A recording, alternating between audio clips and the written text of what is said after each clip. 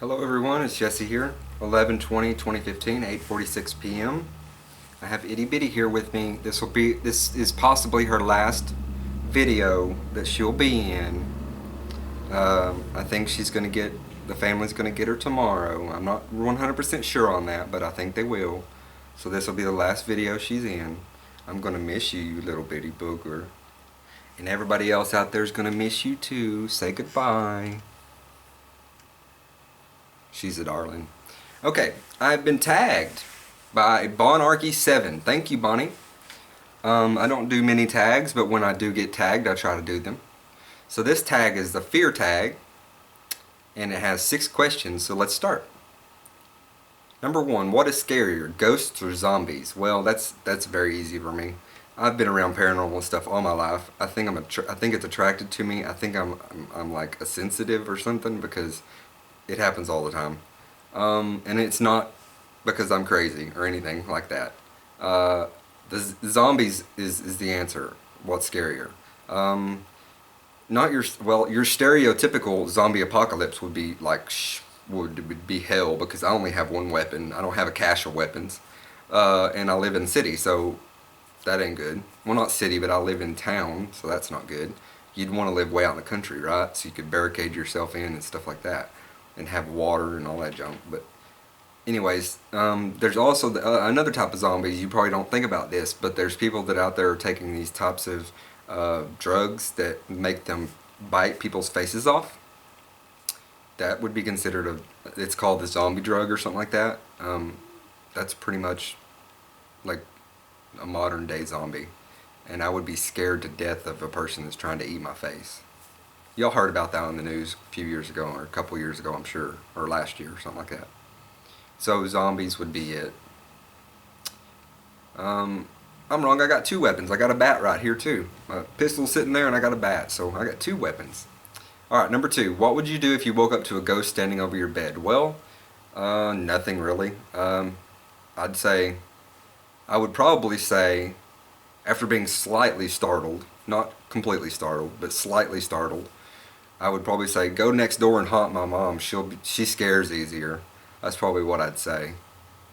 I wouldn't do anything. I'd just go back to sleep. Number 3, would you rather skydive or bungee jump? Actually, I would want to do both. I would love to skydive. Would really, really love. You know, your first time when you go skydiving, you have to jump with the person, like the person's got your strap to the other person's on your back or whatever, and because you can't just skydive on your own when it's your first time. But I'd like to skydive once. It'd be great. And I'd want to like free fall for maybe a minute, and then the rest of it I would want to be my parachute out so I could see how beautiful everything would be. Bungee jumping. I want to bungee jump. I've always wanted to bungee jump. Even as a kid I wanted to bungee jump. When my grandmother and grandfather went to Australia, or it was the Australia-New Zealand trip, my grandma bungee jumped. Why in the world she did it, I don't know, because she was up in age already.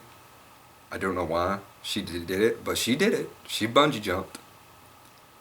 And ever since I've always wanted to, but like there's not anywhere near here that does bungee jumping, so that kind of sucks.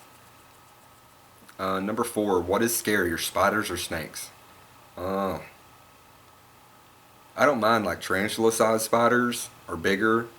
You know, big spiders. I don't really mind big spiders, but it's the little ones that creep me out because they're so little and they could get anywhere and you can't see them and they, you know, whatever.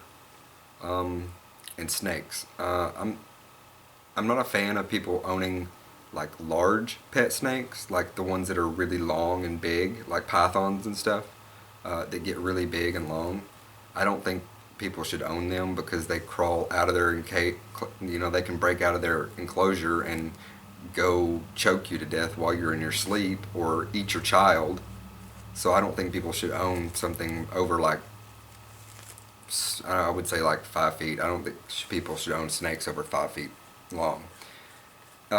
As far as snakes around here, like poisonous snakes or non-poisonous, non-venomous snakes. Well, I live in Arkansas Diamond Country, which also is diamond rattlesnake country, diamondbacks. We have them here. You could drive 3 minutes and be out in the woods and go looking for it, and you could find a rattlesnake. They do come up into town occasionally, and when they do, it's usually a big uproar. The cops show up, the fire trucks show up, then everybody else shows up, paramedics show up, and then finally at the very end, the conservation people, like the people that work at the lake or the game wardens, will show up, like a person to deal with the animal. So they do come into town. I don't like poisonous snakes. I don't kill snakes. But if a rattlesnake did come inside my yard somehow, get under the fence, and couldn't get back out, and was striking at me and it was striking at my dogs, because of course the dogs would go crazy, I would probably end up hitting it at least in the head once to get it to stop striking. It is actually illegal to kill them, but I would give it a good smack just to get it to stop striking. But that's my stance on snakes. Number 5, if you were a ghost, who would you haunt? Well, if I died tomorrow, I would haunt, my immediate family. And there are a select number of people that have done me wrong in the past. Like, I'm a good dude. What you see on camera is what you get in real life with me. I don't fake shit, and I am a genuinely good dude, and I give everyone a chance in my life. I do give them at least one chance in my life, and there are people that have done me wrong, seriously, and it's people I can't name. Some are family, some are not family, but those people would be the ones that I would poltergeist haunt. I would throw their shit around. I would open up cabinet doors, all of them at the same time. I would turn on all the faucets in the house at the same time. I'd go in their attic and run across their attic back and forth. I'd get on top of their house, run across the top of their house. I would do shit to, like, seriously scare them out of their home. I would. There's those type of people out there that I don't like at all, that I would seriously haunt. I know it's a little deep, but it's real. I would haunt these people until they left their homes. Number 6, what is the scariest dream you ever had? Okay, well, this one is an odd one. It's not really like a per se scary dream, like I'm dying or I'm having a wreck or I'm falling and can't stop or what have you. It happened when I was 16 years old. And in 2004, I sought the help of a holistic psychic medium that's in the bigger city in the state. And I explained it to her, my dream. I'm going to explain it to you. Hopefully I don't go too long because I don't want my video to be too long. But okay, imagine you without a body, just your eyes, not even your eyes, just your vision. And imagine, now I had this, mind you, I had this dream when I was 16. Now I didn't know anything about Minecraft, the game, which everybody should know about Minecraft by now. But I didn't know anything about Minecraft back then. But imagine having vision and you're going down a road and the graphics are in Minecraft graphics type. Not very good graphics, But imagine that. So I just keep traveling. I keep traveling in a straight line, and eventually I see a big staircase, and there's 2 pillars. I come to 2 pillars, 2 pillars, and the pillars are carved with intricate designs, things I could never replicate in my life or think of how to explain. At the bottom of the staircase, and the stairs go up, and then they go up some more, and then they go up some more, and then at the top is like a castle. And there's doors, 2 doors there at the top. And there's 2 cloaked individuals standing on each side of the door as if they were guardians. Then I woke up.